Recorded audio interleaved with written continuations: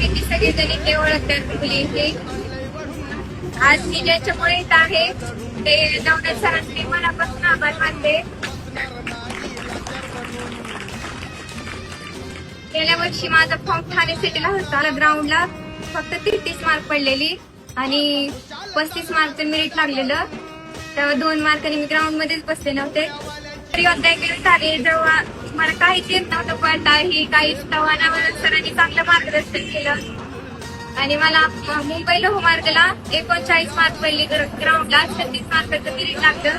Paper पण मी पहिल्यांदाच दिलाय लोहमार्गचा. तिथं पण 79 मार्क पडले आणि फायनल मेरिट मध्ये पण बसले. आणि मी म्हणजे महा डेमो झालता तेव्हा चिपवर डेमो घेतलेला, त्यावेळेस पण मला ग्राउंडला 39 मार्क पडलेली आणि तिथं पण 79 मार्क पडलेली.